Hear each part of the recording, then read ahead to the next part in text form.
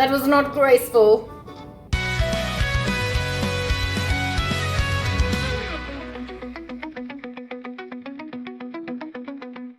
And hello, you absolutely gorgeous specimen, and thank you so much for joining me today and keeping me company in the kitchen. And today's recipe is probably the easiest, the most cost-effective, and totally yummy. So let's get into it. What you'll need is macaroni, butter, corn flour, cheese, and just because this will be a bit of a spiced up version, I've got 2 packs of diced bacon. And all you'll need in addition to this is some spice. The very first thing that we're going to be doing is filling our pot with water. And then to said water, you'll be adding a sprinkling of salt and a pip of oil. Now, pasta, very much like rice and potatoes, absorbs the flavor, so this will ensure that the pasta itself has a little bit of saltiness to it. And the oil, well, that's just there to help the pasta not stick together as much as it otherwise would. Now we're putting this onto a high heat, and as soon as this is boiling, that is when we'll add our pasta. And I'm not sure if you can see it. Let's zoom in a little, kind of.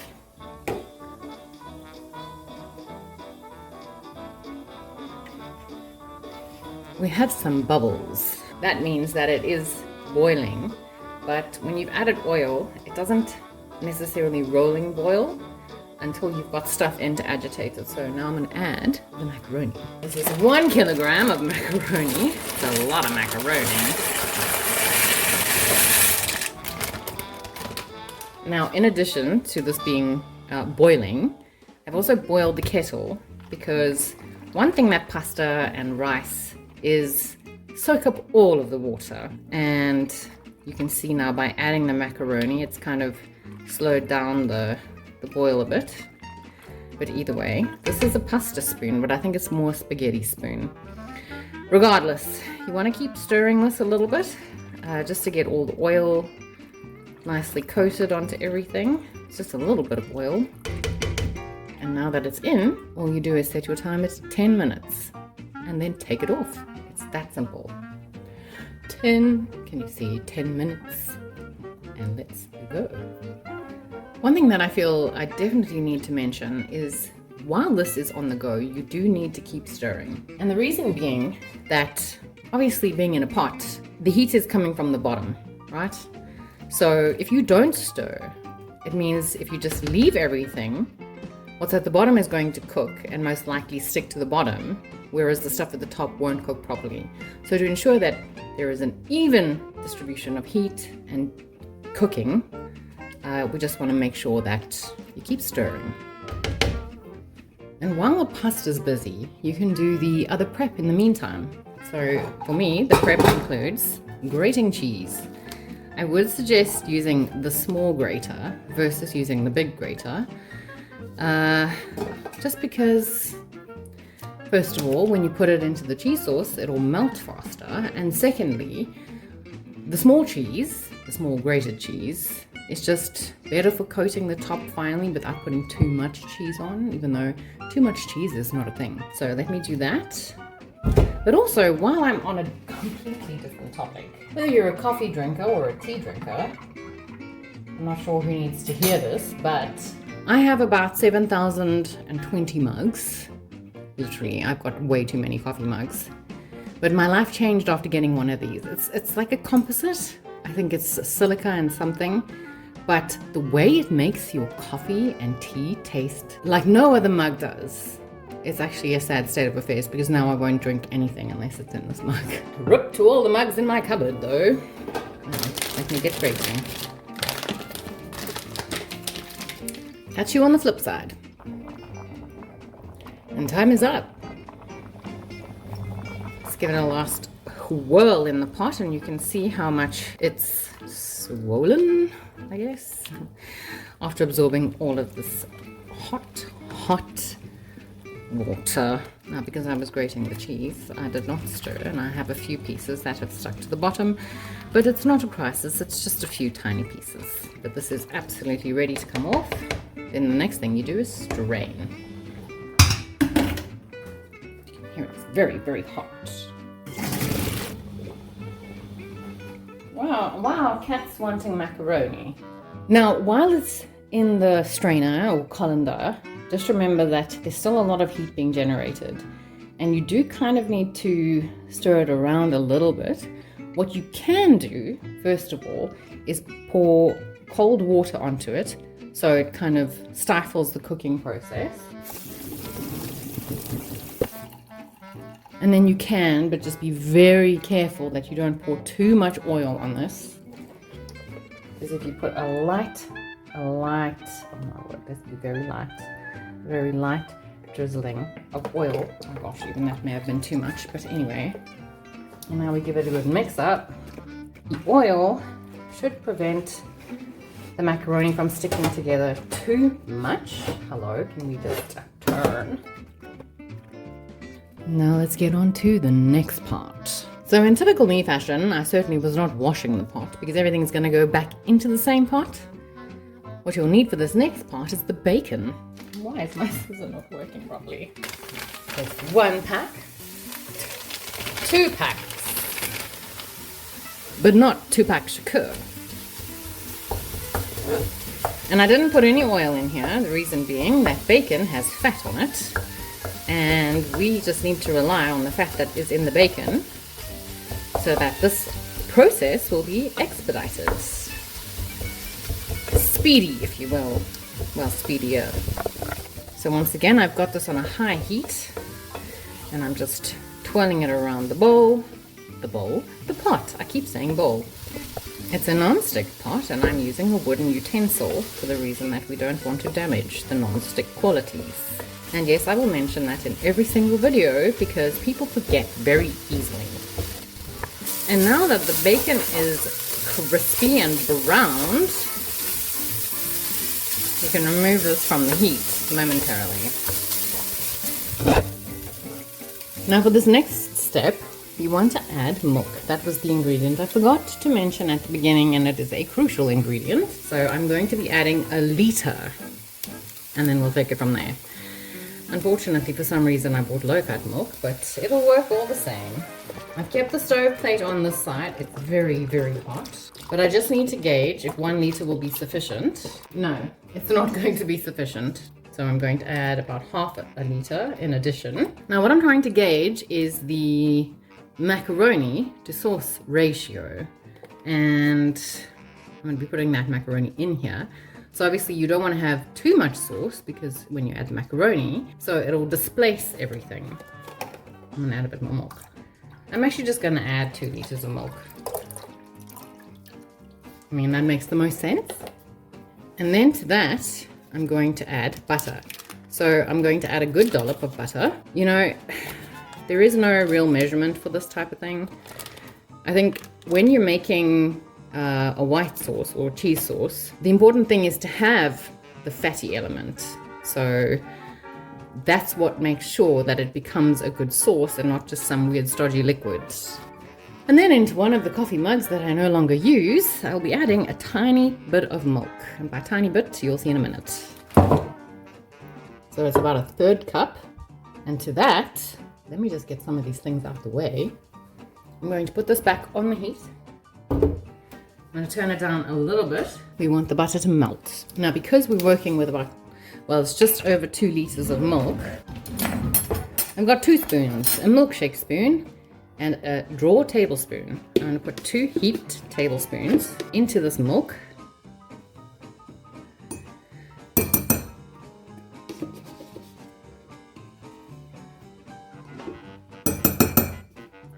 And keep this on hand in case I need a little more. Now use the milkshake spoon just to stir it up and make sure that it's all mixed in and dissolved into the milk. You know, my gut's telling me that I actually need to add another tablespoon, so let's do that.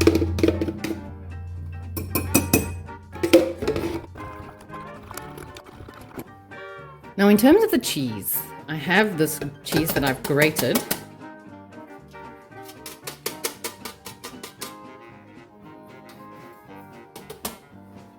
And I also have this tiny bit of cheese that was in the freezer, and I'll be using this up today.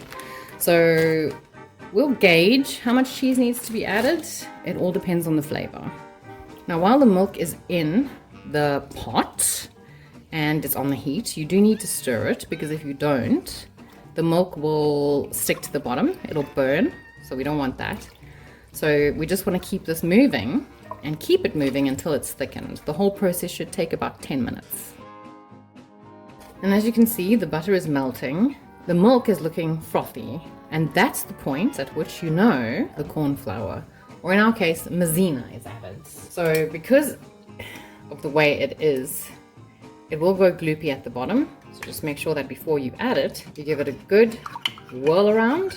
And as soon as this mixture is added, you don't let your eye off the prize, okay? You keep stirring, otherwise you will end up with lumps.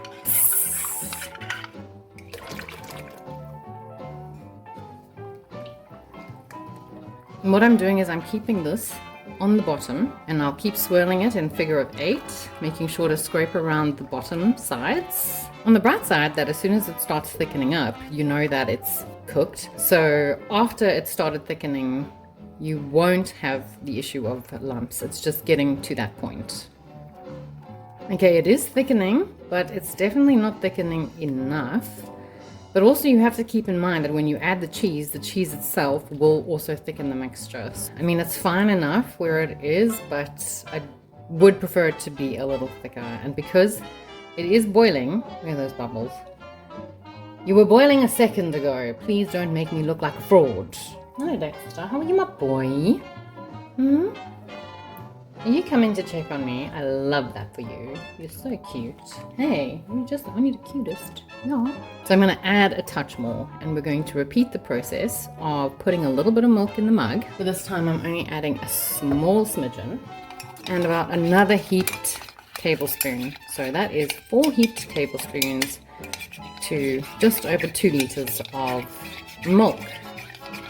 This should do the trick.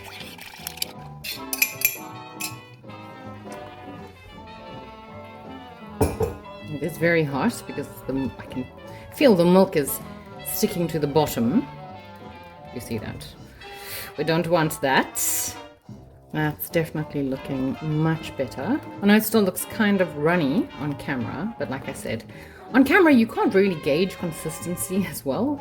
It always looks runny, runnier than it is. But at this point, because the plate is so hot, I'm going to turn it down a little bit. It's looking great. So 4 heaped tablespoons to 2 liters, roughly, of milk.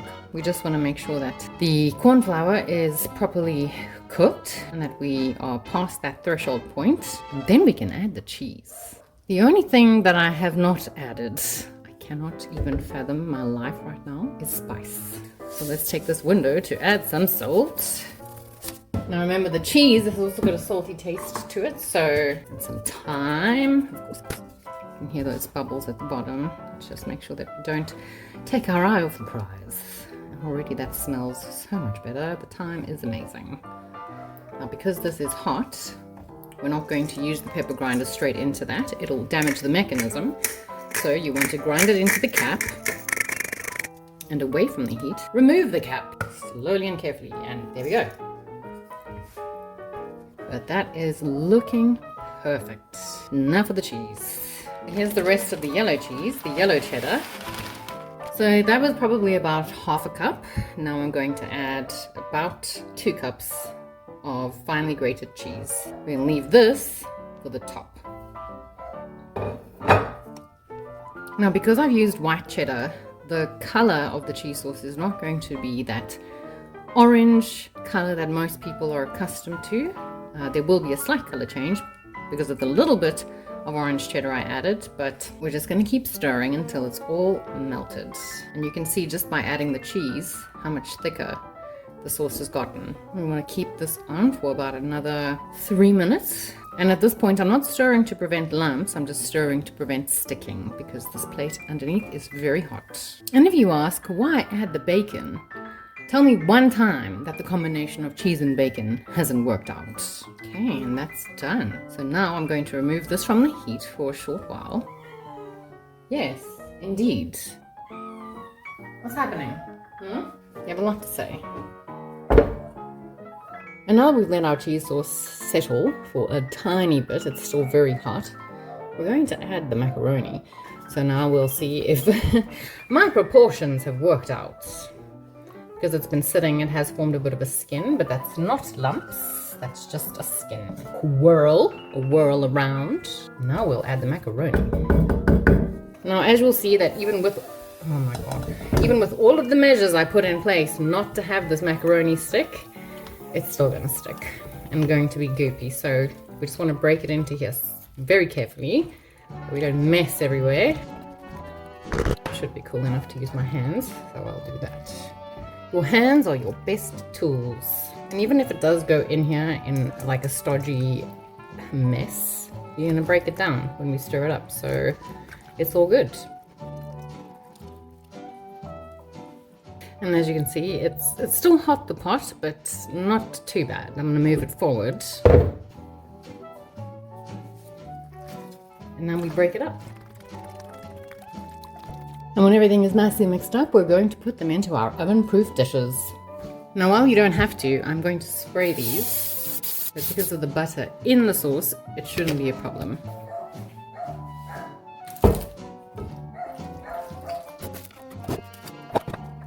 Get all of the glorious sauce out. The one thing I didn't do was taste, but I've just tasted the sauce now and it's perfect.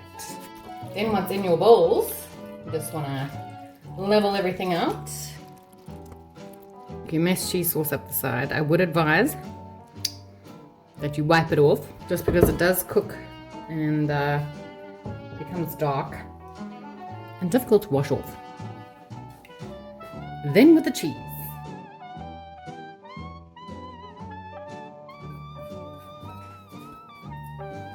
And those are ready for the oven. So now, while in normal circumstances I would tell you that something needs to be baked on 180 degrees Celsius for 45 minutes, with macaroni and cheese it's not the case. Because this dish is already hot and the pasta is cooked and the sauce is cooked, if you put this in the oven for an extended period of time, what will happen is any of the sauce that is in the dish will actually be absorbed by the pasta and you'll have this stodgy mess. Okay, so I'm going to put it in and grill it for about 5 minutes. And if you're American and you use the term broil, I'm not sure why, but I'm going to put this in the oven to grill it and let's see how that goes. Now, just for the record, I put it on full blast grill potential and I had the timer set for 5 minutes, but it's 4 minutes. I've been keeping an eye on what it looks like and it's ready to come out. And just be careful because it's going to be flippin' hot. And there we go. Nice and crispy. Now obviously every oven behaves differently, so the last thing that you need in your life is to put it in, put the grill on really high and leave it, because you will end up burning all of your hard work. So this was at full grill capacity potential for 4 minutes. Now let's dish up, but that is done and ready to serve.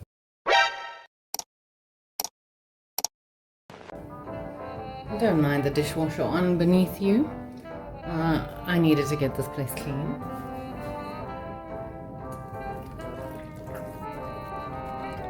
And you see how beautifully saucy it still is, with this lovely crisp top.